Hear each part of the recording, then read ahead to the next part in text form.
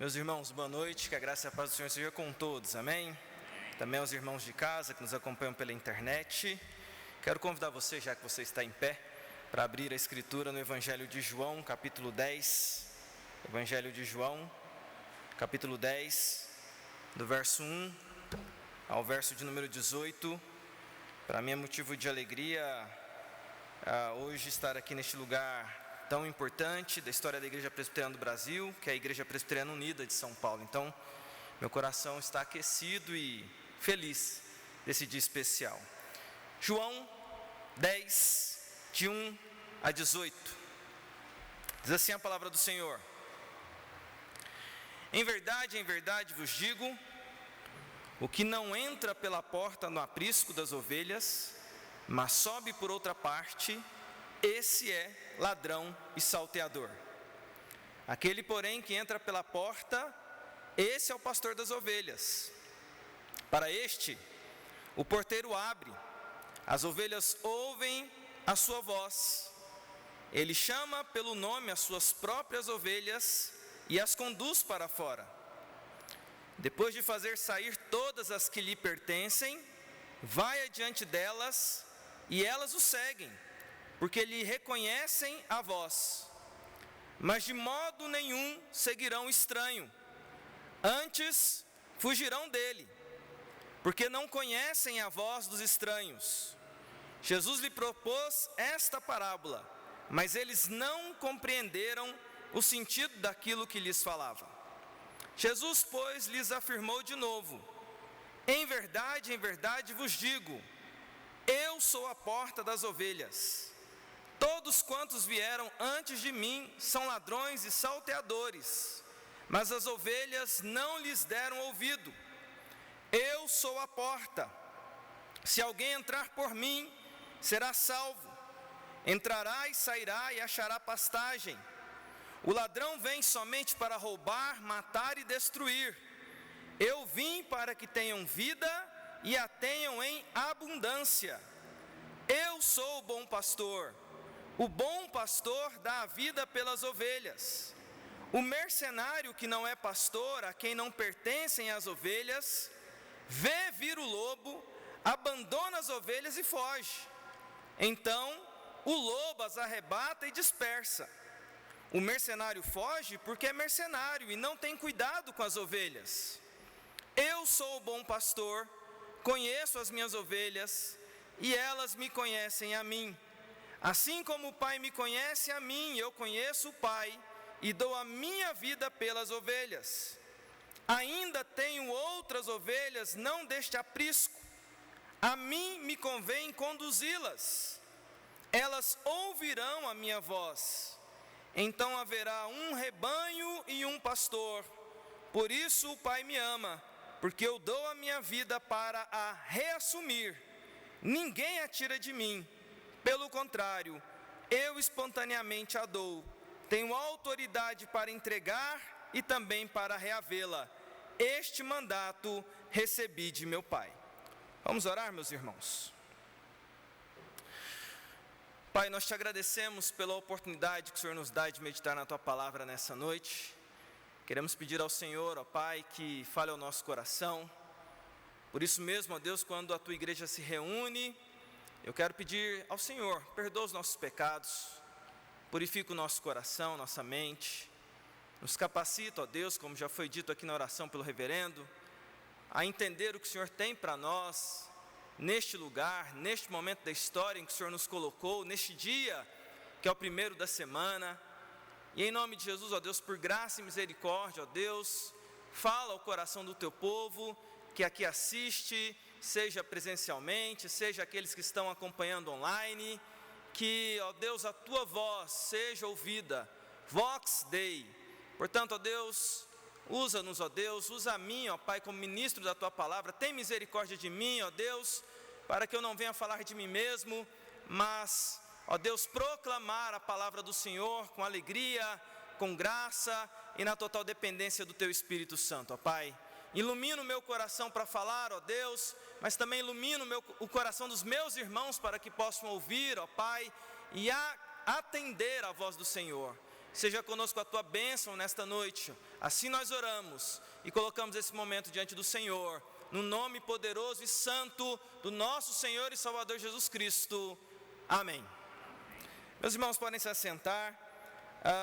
Eu quero pensar com vocês aqui nessa noite, nesse texto, sobre o seguinte tema: o nosso bom pastor.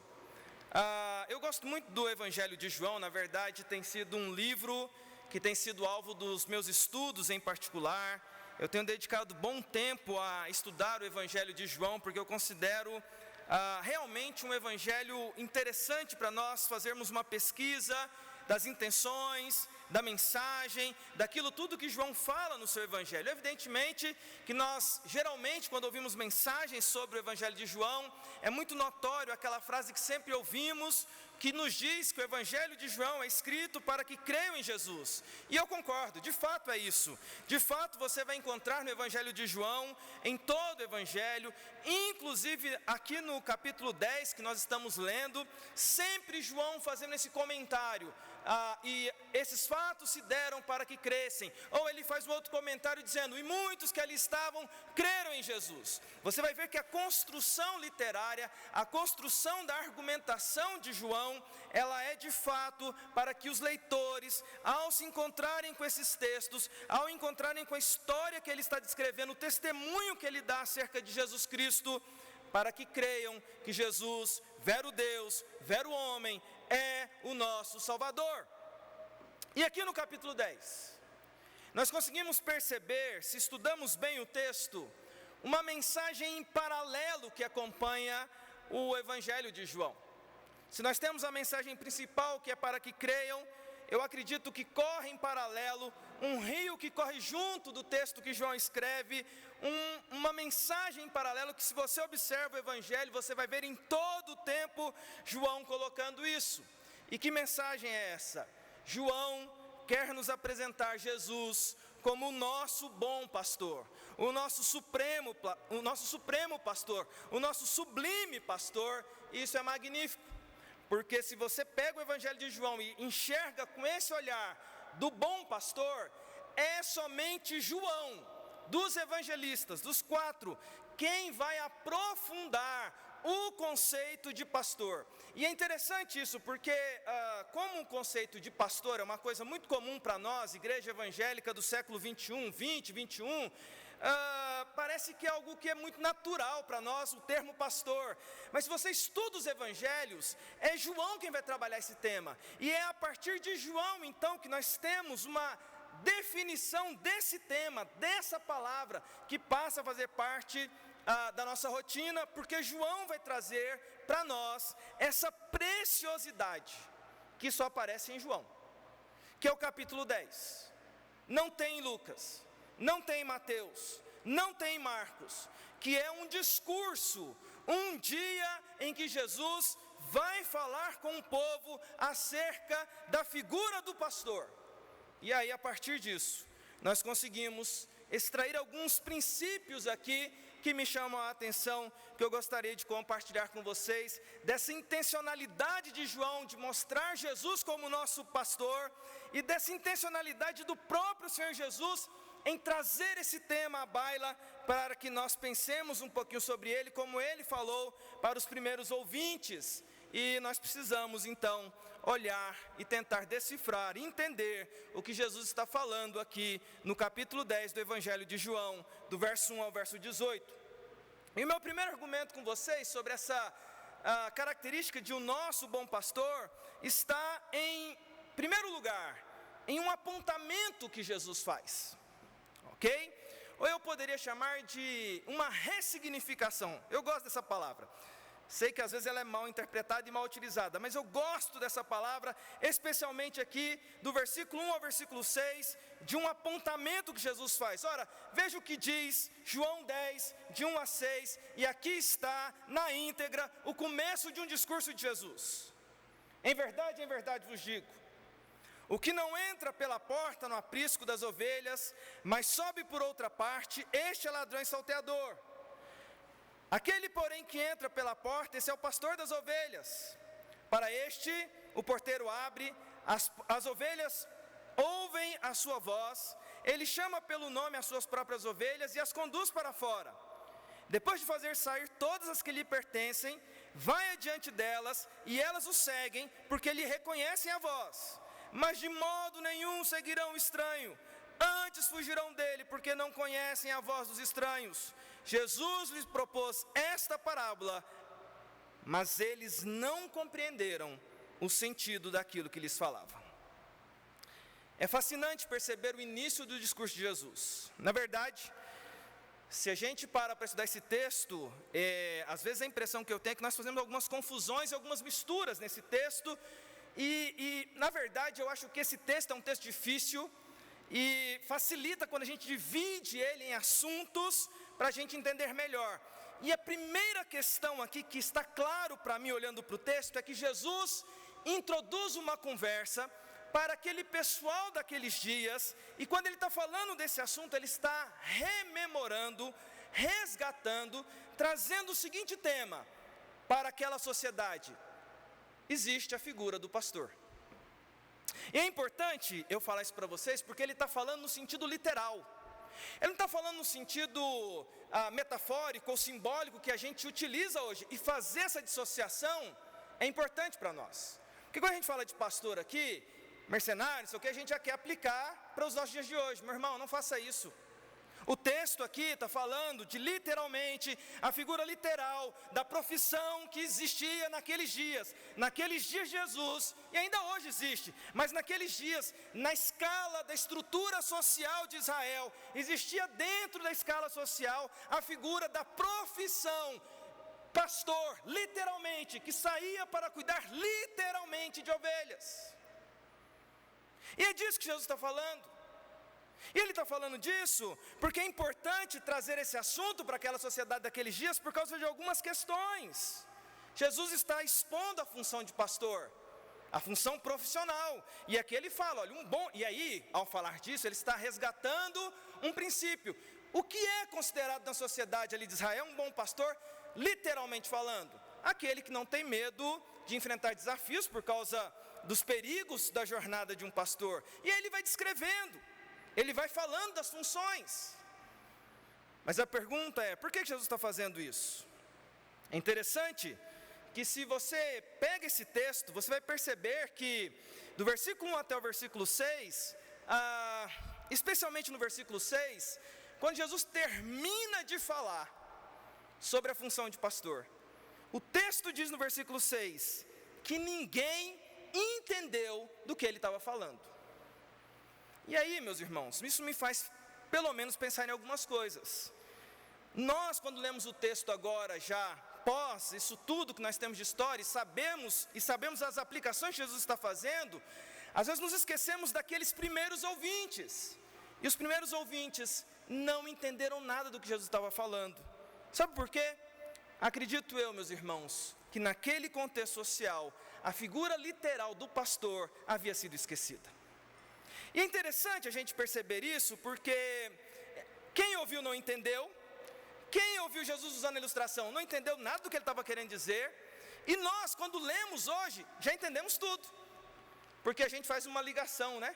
É natural a gente, quando lê João 10, qual é a primeira ligação que a gente faz direto na nossa mente? Com o Salmo 23. Agora, você sabia que os primeiros ouvintes que tinham o Salmo 23 como nós temos, não fizeram essa ligação? Isso me chama a atenção algumas coisas, pelo menos como alguns argumentos aqui para pensar nesse primeiro aspecto aqui de significação ou de um apontamento.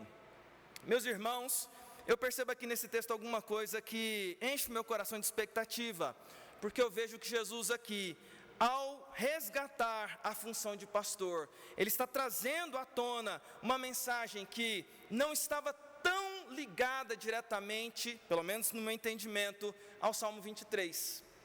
Mas se você olha aqui para o texto, você vai perceber que ele tem uma ligação muito mais forte com Jeremias, com o profeta Jeremias, com o profeta Ezequiel, com o profeta Isaías e com o profeta Zacarias. Por quê, meus irmãos?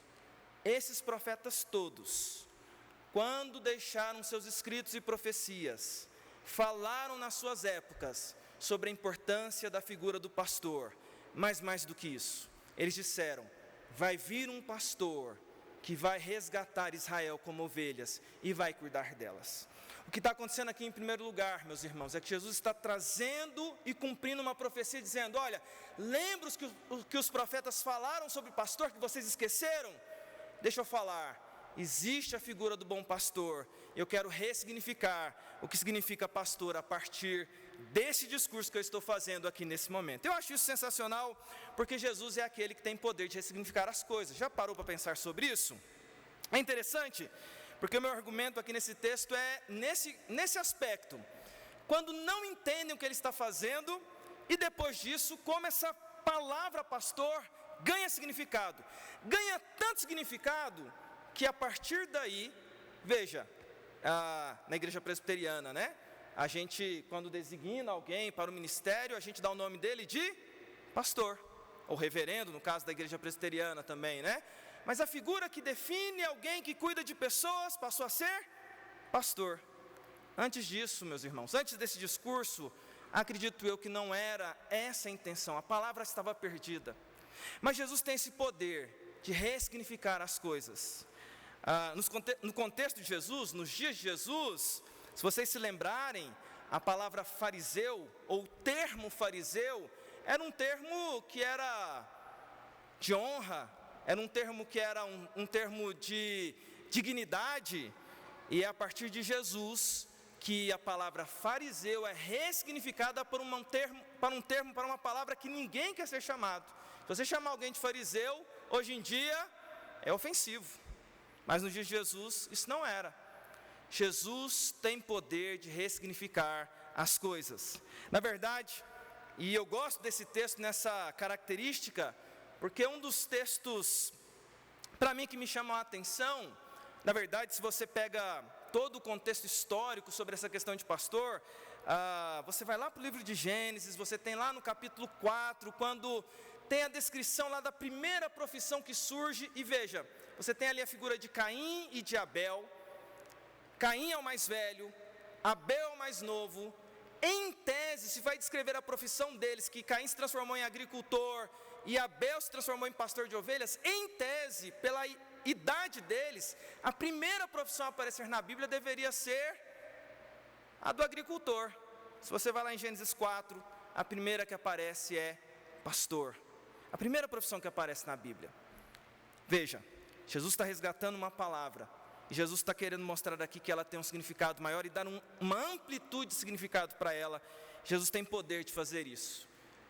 Ainda citando histórias, né? Eu gosto muito da história daquele encontro que está lá em Gênesis 32, de Jacó com Deus, em que Jacó, ao se encontrar com Deus, e para mim aquele texto é magnífico e cheio de enigmas, ótimo para a gente estudar também, mas mostra um momento na vida de Jacó em que ele está em busca de ressignificar a sua história, e Deus tem esse poder, porque Deus muda o nome de Jacó.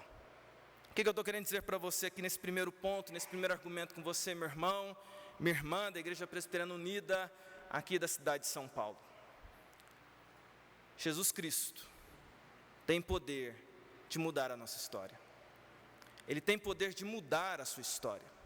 Eu não sei como é que você chegou aqui, eu não sei como é que você está, eu não sei como é que está a sua família, eu não sei como é que está a sua história até esse momento da história, ou como a sua vida está nos últimos tempos, mas eu gosto de olhar para Jesus com esse poder que Ele tem de pegar algo e dar um sentido novo, a partir dele, que tem poder de transformar todas as coisas, inclusive de transformar a nossa história.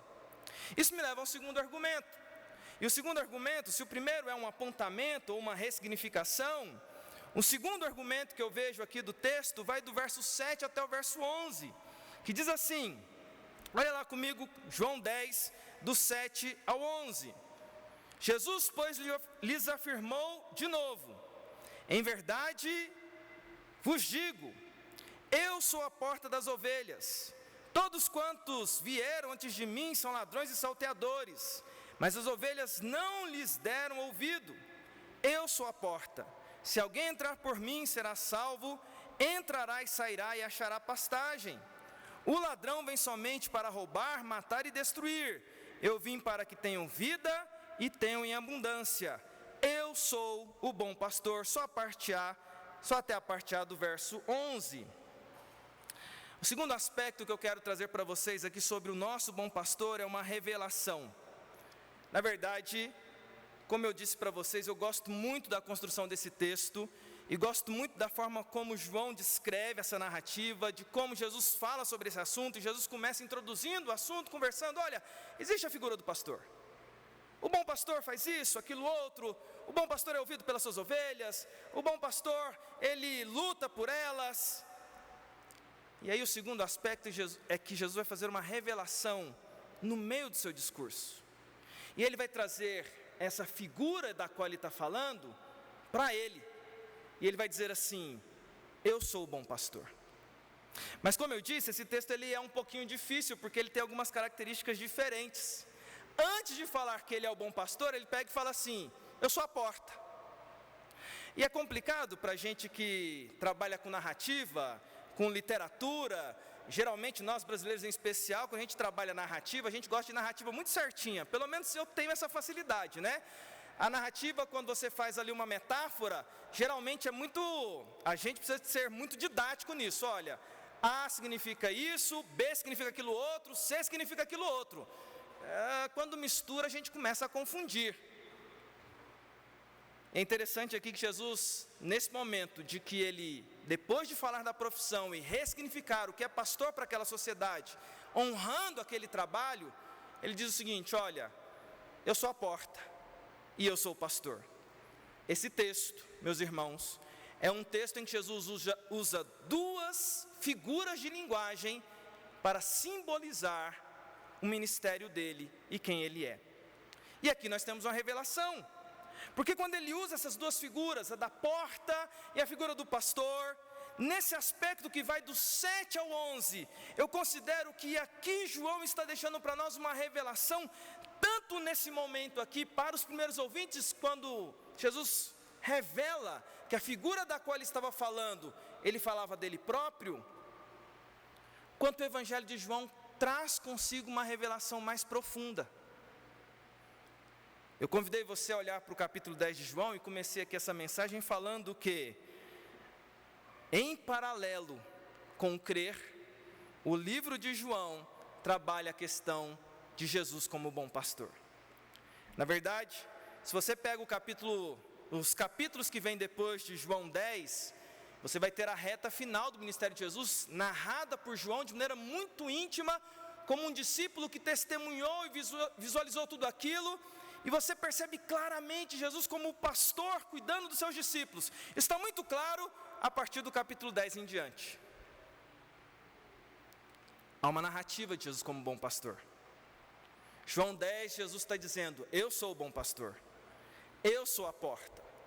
Mas se você pega o Evangelho de João, do capítulo 1 até o capítulo 9,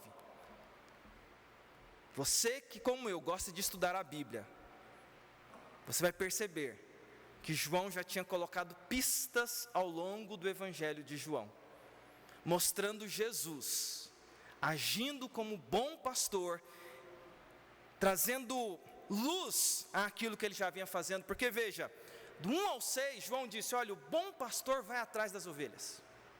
Se você pega do 7 ao 11, em que Jesus diz que ele é o bom pastor, se você pega do 1 ao 10 do Evangelho de João, você tem algumas referências lindas, que se você aplicar em João 10, você vai ver nada mais, nada menos do que Jesus indo como bom pastor atrás de ovelhas. Ora, veja, por exemplo, o que você encontra logo no comecinho do Evangelho, ali no capítulo 3, quando Jesus se encontra com Nicodemos, se não é o bom pastor indo atrás de alguém que está cegado pela religiosidade. Se você vai no capítulo 4 de João, Jesus se encontra com a mulher samaritana que está totalmente presa numa vida longe de Deus, e Jesus é bom pastor para aquela mulher. Na sequência, você tem lá no capítulo 5, ainda no capítulo 4, o filho do oficial do rei, que Jesus vai ser pastor sobre aquela família. No capítulo 5, Jesus vai no tanque de Betesda, se encontra com um paralítico, e ele vai de encontro a uma pessoa entre centenas, para resgatar aquela pessoa. Ora, se não é o bom pastor, indo de encontro àquele que necessita. No capítulo 8, a mulher pega em flagrante adultério, é trazida a Jesus, Jesus pastoreia o coração dela como uma ovelha perdida. E no capítulo 9, um cego de nascença, Jesus o pastoreia, quando depois de todo mundo rejeitar ele por causa do milagre, Jesus lá dentro do templo, fala para ele não pecar mais. Se você pega em perspectiva o que está acontecendo, e que João está colocando de propósito é: vejam um bom pastor indo de encontro aos perdidos. E ele usa o exemplo de que ele é o pastor, e ele usa o exemplo de que ele é a porta, para mostrar ao mesmo tempo que ele é aquele que como pastor resgata, e ele é ao mesmo tempo porta, porque quem entra pela porta está protegido. Meu querido irmão, minha querida irmã, a memória que nós temos aqui quando olhamos para esse texto é de lembrar que temos sobre nossas vidas o bom pastor que tem cuidado de nós, e que vem ao nosso encontro e que tem cuidado de nós. Hoje é a minha estreia aqui nesse púlpito histórico da Igreja Presbiteriana Unida de São Paulo, e antes de subir aqui ao púlpito, recebi um zap de uma pessoa especial que está me acompanhando pelo YouTube, que é a minha mãe. A minha mãe sempre me acompanha por onde eu vou, e eu gosto muito de pensar aqui nessa questão da revelação do bom pastor, e me permitam contar essa breve história da conversão da minha mãe. Provavelmente já devo ter contado ela aqui alguma vez, já estive pregando aqui nesse púlpito lá em 2019 ou 2018, não lembro. Mas se tem uma coisa que me marca, irmãos, é o dia que o bom pastor chegou na vida da minha família. Eu tinha por volta de 5, 6 anos, criança. Minha mãe, na história dela, ela conta, que lá na cidade de Anápolis, em Goiás, que é a cidade de onde eu venho, minha mãe conta a história de que um tio meu, trabalhando na prefeitura de Anápolis, foi trabalhar numa sessão na prefeitura de Anápolis, do lado dele um presbítero de uma igreja presbiteriana de lá. E eles foram trabalhar na mesma sessão, meu tio não sabia que esse cara era presbítero, foram trabalhar na mesma repartição ali, no mesmo departamento, e o meu tio começou a conviver com esse presbítero, descobriu o nome dele, fizeram amizade, mas esse presbítero tinha um testemunho muito bonito de vida no trabalho, naquilo que fazia, na forma de fazer as coisas, e de repente o meu tio ficou impressionado com a postura de vida daquele homem. E um dia o meu tio curioso chegou para ele e falou assim: ô Carlos, estou trabalhando com você aqui já há um tempo, você tem alguma coisa diferente? O que você tem de diferente? O presbítero era um presbítero evangelista, irmãos. Viu ali uma oportunidade, meu tio não era cristão, ele virou para o meu tio e falou assim: olha, eu sou presbiteriano, mas isso interfere totalmente na minha visão de mundo. Se você quiser, falou para o meu tio, se você quiser que eu te conte mais detalhes sobre isso, marca uma reunião lá na sua casa, e nós vamos fazer lá um culto, uma celebração a Deus, e lá eu conto meu testemunho para vocês, por que a minha vida é assim. Isso é lá nos anos 80, irmãos, século passado, década de 80, e o meu tio ficou curioso com esse negócio que esse presbítero falou, e ele então resolve conversar com a minha tia, irmã da minha mãe. Eles então resolvem, não, vamos fazer esse culto então, para entender por que esse cara tem uma vida diferente, chama a atenção a postura dele. E aí o meu tio e a minha tia saíram chamando os parentes para estar lá nesse evento na casa deles, saíram chamando, o meu tio chamando os parentes dele, a minha tia chamando as parentes dela, entre os parentes dela, a irmã dela, minha mãe, e a minha mãe resolve ir nesse culto.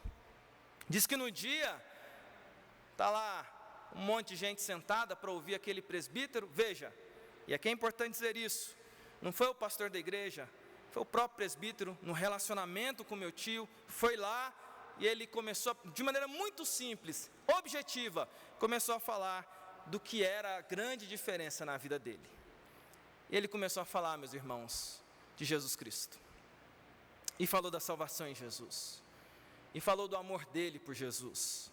E ele foi falando aquilo, minha mãe conta que ela estava sentada ouvindo aquela história, aquela mensagem, primeira vez que ela estava tendo contato com aquilo tudo, e de repente, segundo a minha mãe conta, ela começa a sentir no coração algo que ela nunca havia sentido antes, algo aquecendo o coração dela, e o presbítero falando, ao final o presbítero pega e fala assim: então, eu terminei essa mensagem aqui, e naquela época, década de 80, acontecia muito isso, né, irmãos?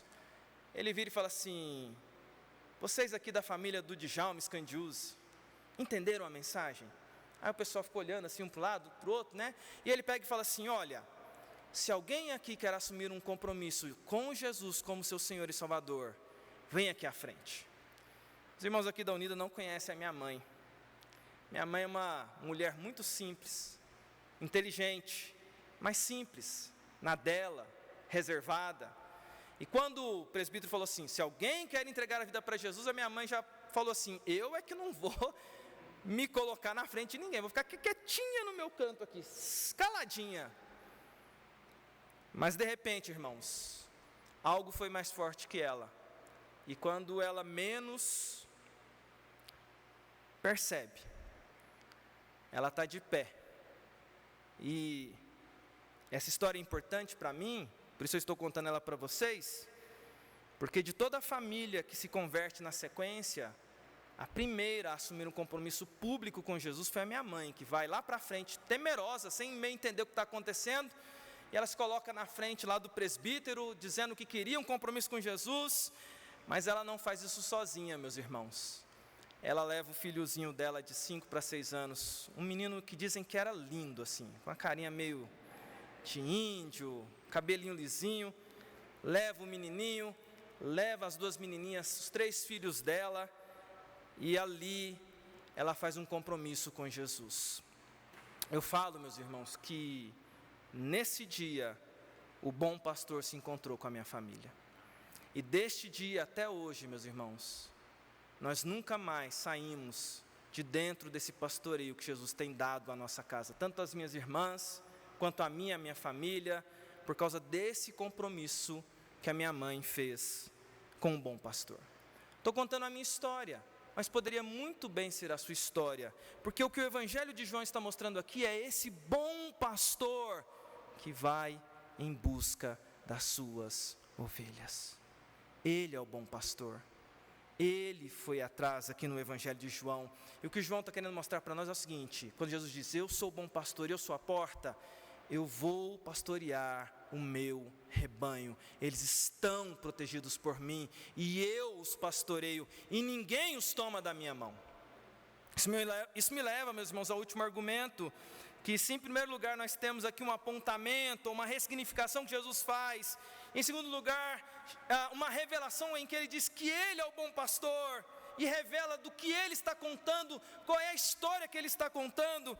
Do verso 11 ao verso 18, nós temos então, por fim, uma promessa, e lá diz assim, do verso 11, parte B, até o verso 18, o seguinte texto: o bom pastor dá a vida pelas ovelhas. O mercenário que não é pastor, a quem não pertencem as ovelhas, vê vir o lobo, abandona as ovelhas e foge. Então o lobo as arrebata e dispersa. O mercenário foge porque é mercenário e não tem cuidado com as ovelhas. Eu sou o bom pastor, conheço as minhas ovelhas, e elas me conhecem a mim. Assim como o Pai me conhece a mim, eu conheço o Pai, e dou a minha vida pelas ovelhas. Ainda tenho outras ovelhas não deste aprisco, a mim me convém conduzi-las.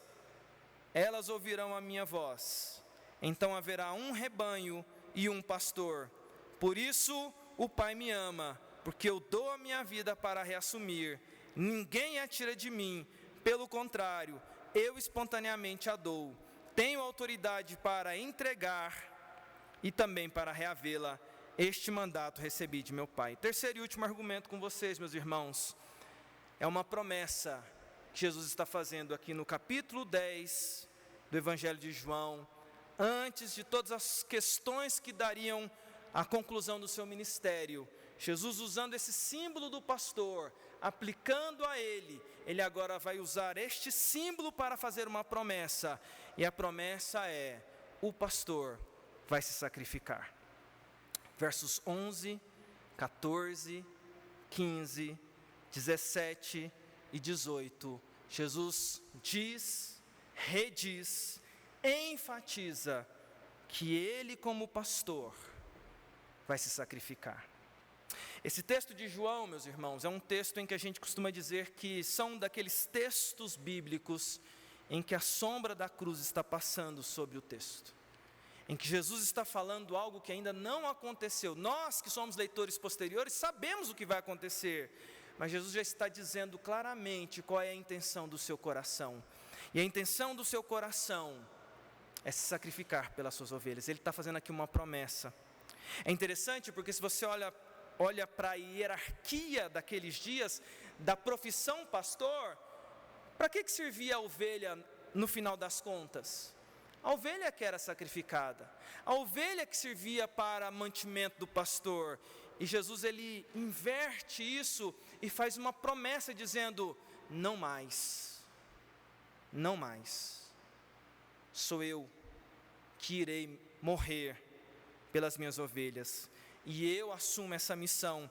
E esse texto aqui, do verso 11 ao verso 18, contém uma promessa de amor, na qual Jesus diz que ele está entregando a sua vida, o que ele entregaria a sua vida, por amor ao seu rebanho, por amor às suas ovelhas. E toda a construção que você tem desse texto, é uma construção na qual Jesus diz o seguinte: eu estou fazendo porque é uma decisão minha. Eu estou fazendo porque eu tenho autoridade para isso. Eu estou fazendo porque eu vou dar a minha vida, eu tenho o poder de reassumir. Não é um acidente de percurso. Eu faço isso porque eu decidi fazer isso. E faço porque amo as minhas ovelhas. Eu vou dar a minha vida por elas. Meus irmãos, é fascinante olhar para a Escritura, e como eu disse aqui, o Evangelho de João por inteiro, e olhar para a sequência da história, e ver Jesus indo à cruz, morrendo a nossa morte, pagando a nossa dívida, como nosso sublime e supremo bom pastor. Eu quero caminhar para o encerramento e concluir. E na minha conclusão, eu gosto muito de olhar aqui para esse texto por inteiro. Se você pega o capítulo 10 e vai para além do versículo 18, você vai perceber que depois que Jesus ressignifica a palavra pastor, aplica a ele e fala que vai morrer, há uma discussão muito grande sobre o tema, há um debate. E nesse debate é interessante perceber que até o final do capítulo 10 você vai ter até uma turba de gente raivosa com aquilo que Jesus está falando. Entretanto, como eu falei no comecinho dessa mensagem, o último versículo do capítulo 10 mostra o propósito para o qual Jesus fala o que fala. E lá no versículo 42 diz: e muitos ali creram que Jesus era o bom pastor. Na verdade, eu quero terminar essa reflexão, essa mensagem com vocês, olhando ainda para uma história que acontece lá no capítulo 1, que é justamente uma dessas histórias do bom pastor se encontrando com as ovelhas, que é quando Jesus se encontra com Natanael. Sendo bem objetivo aqui, você pode ler depois o texto, mas é magnífico ver como Jesus se apresenta a Natanael. Natanael, que está ali no capítulo 1, é o Natanael Bartolomeu, que vem depois se transformar em um dos 12 discípulos de Jesus, mas João registra esse primeiro encontro do bom pastor com essa ovelha perdida da casa de Israel. E na verdade o texto é muito bonito, porque quando Jesus vê Natanael pela primeira vez, Jesus diz assim: eis um verdadeiro israelita em quem não há dolo. E Natanael parece que tinha ali um sangue brasileiro, ele desconfiado, né? Quando Jesus fala assim, eis um verdadeiro israelita, Natanael fala assim: de onde me conheces? Por que você está me elogiando? E Jesus vira para ele e diz assim: eu te vi quando você estava debaixo da figueira. E quando Jesus diz isso para Natanael, Natanael se prostra a Jesus e diz: Deus meu, Senhor meu. Natanael creu. Mas Natanael creu porque Jesus, ao se dirigir para ele, se dirige como o bom pastor que o resgata. Nós não sabemos o que tinha acontecido debaixo da figueira. Há teses sobre a forma das casas em Israel, que todo quintal de uma casa de um judeu tinha ali uma figueira, e era debaixo da figueira onde os judeus estudavam a Escritura. Mas alguns acreditam, e eu já vi algumas pessoas falando sobre isso, que provavelmente naquele dia o coração de Natanael estava profundamente angustiado, profundamente dolorido, profundamente desesperançoso por algo que só ele e Deus sabia. E ele sai para dar sequência na sua rotina, quando de repente o bom pastor chega e diz: eu te vi quando você estava lá debaixo da figueira. Era o mesmo que Jesus estivesse dizendo: ei, eu vi as tuas lágrimas, eu vi que você chorou hoje, eu vi que você veio para a igreja hoje meio desesperançoso, eu vi que você está angustiado quanto ao amanhã, eu vi que seu coração está apertado por causa de alguém, eu vi que você está perdendo um pouco a esperança, e eu estou aqui para ser o seu bom pastor. Eu quero relembrar a Igreja Presbiteriana Unida de São Paulo, que o bom pastor jamais nos abandonará. Ele tem cuidado de nós, Ele tem cuidado do seu coração, Ele continuará cuidando, simplesmente porque Ele é e sempre será um único, supremo e sublime bom pastor. Louvado seja o nosso Deus. Que Deus abençoe sua vida.